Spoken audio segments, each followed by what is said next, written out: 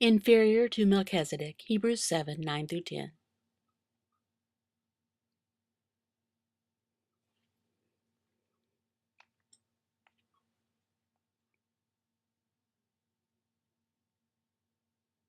In Hebrews 7, the writer explains to us that Melchizedek was superior. This is a sign I'm going to use for that. He was superior over Abraham.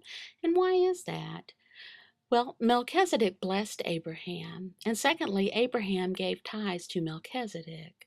Now, this points to Christ himself being superior over Abraham. And not everything is the same, yet some things make it a good comparison of Melchizedek to Christ.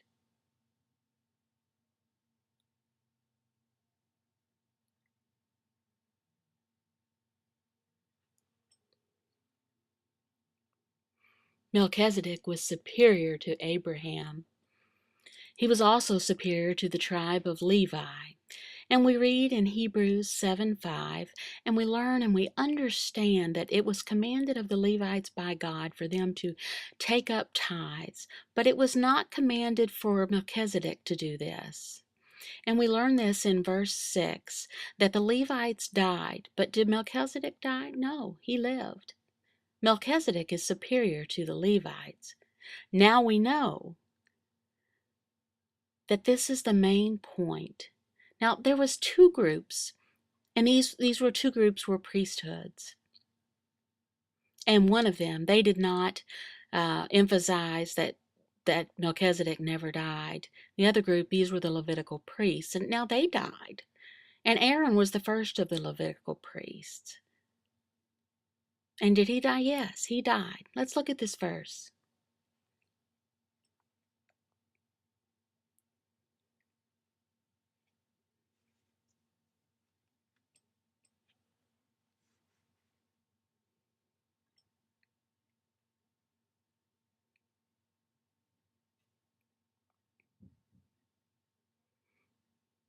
Does the Bible say anything about Melchizedek dying? Nope, doesn't say a thing about it. It emphasizes that he was superior in the priesthood. That's what it says. And now in Hebrews 7, 9 through 10, it says more about Melchizedek being superior to the Levites, and that Abraham had paid his tithes to him. Abraham represented the Levites. They had not been born yet. But their tithe, because Abraham paid it, was as if they did. Now, Melchizedek himself was superior to all of Abraham's children.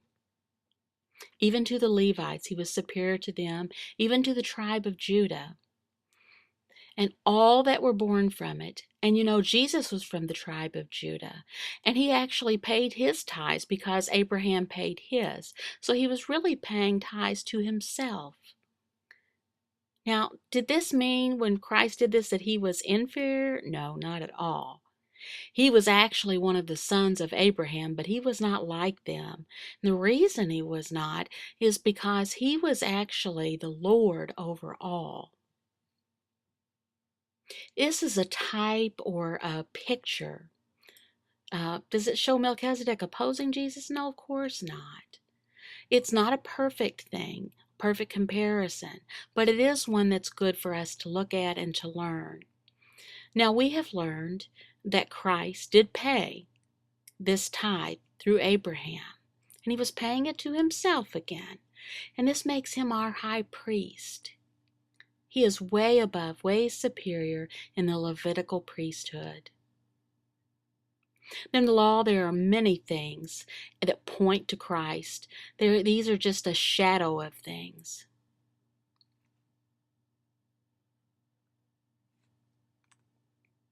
Now, how do we apply this to our lives?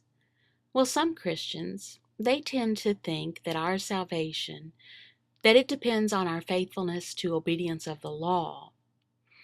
And this is the way for us to be saved. Well, we're denying Christ is the superior in the priesthood if we do that. No, remember salvation itself. It is in the person and the work of only one, Christ. Nothing added to it.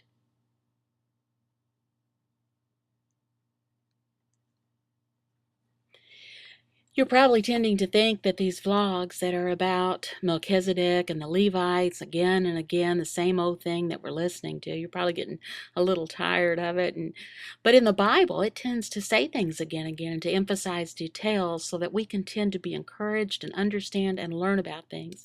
If you will let me lead you in this, I will explain about how the New Covenant is superior to the Old Covenant.